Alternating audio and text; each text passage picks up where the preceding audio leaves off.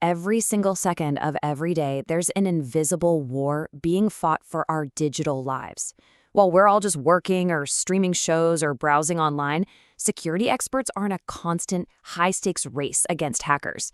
And once a month, that front line, it comes directly to your computer. So let's dive into this month's critical security update from Microsoft and see what's really going on. So what kind of scale are we talking about here? Well, get this. On the latest Patch Tuesday, Microsoft pushed out fixes for 114, that's 114, separate security flaws. Think about that. 114 potential ways for attackers to get in, all sealed up in one massive update. It's kind of staggering. But this is where it gets a little unnerving. Out of all those flaws, 3 of them weren't just, theoretical problems. They were what we call zero-day vulnerabilities. And what that means is that hackers were already out there, in the wild, actively using these flaws to attack people before Microsoft even had a chance to release the fix. Now, this whole regular update thing, it actually has a name, Patch Tuesday. It's the unofficial name for that one day each month when Microsoft bundles up all its security fixes and sends them out. It's a predictable, scheduled event that, trust me, system admins and security pros have circled in bright red on their calendars. So what are they even patching?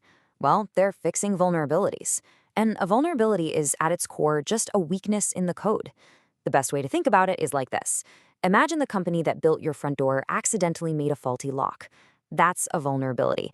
It's a digital unlocked door that a hacker can just walk right through to get into your system.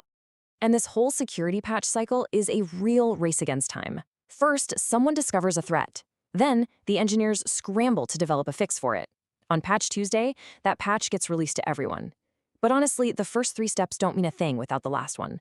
And that last one, well, that's all on you. Okay, so now that we get the process, let's zoom in on this month's release. It's time to really break down those 114 flaws from January and see what was lurking in there. So of those vulnerabilities, most of them fall into a few major categories. And look at that chart. The biggest one by far is elevation of privilege. And this is a particularly nasty one.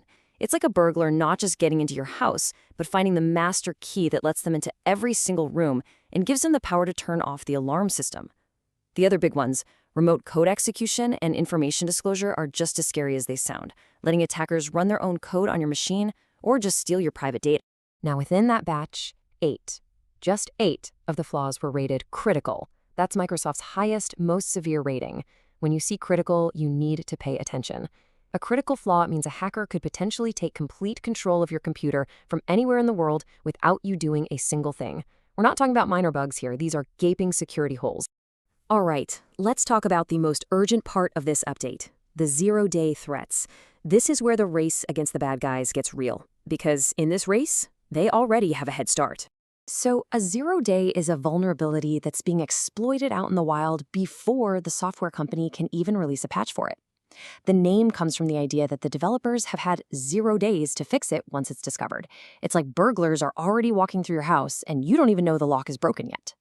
Okay, so the most serious zero-day this month allowed hackers to steal information from a really core part of Windows. By using this flaw, an attacker could literally read sensitive data directly from your computer's memory. We're talking passwords, private keys, personal documents, basically the keys to your entire digital kingdom just sitting there for the taking. Now, this next one is interesting because the fix wasn't a patch. It was a removal. Microsoft just completely yanked some old third-party modem drivers that were shipping with Windows. And why would they do that? Because hackers were using those drivers to get full admin control over people's systems. Sometimes the best fix is to just rip out the vulnerable part entirely. And the last 0 day is a real ticking time bomb.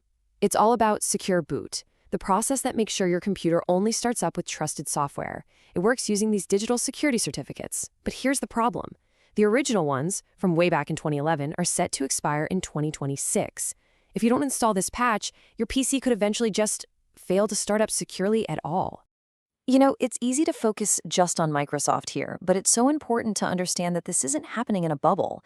This whole monthly cycle of finding flaws and racing to fix them, it's a massive industry-wide effort. Microsoft is absolutely not alone in this. In the same month, we saw major security updates from Adobe, from Google, from Cisco, you name it. The entire digital world we all rely on is basically being held together by this constant, coordinated battle against vulnerabilities. So, after seeing all of this, the huge numbers, the critical threats, the zero-day attacks, it all comes back to one simple, absolutely crucial point. It comes back to you and the critical role that you play in this global security chain. The choice really is this clear. On one side, you can just leave those 114 doors unlocked, exposing yourself to data theft and giving hackers a wide open invitation to take control.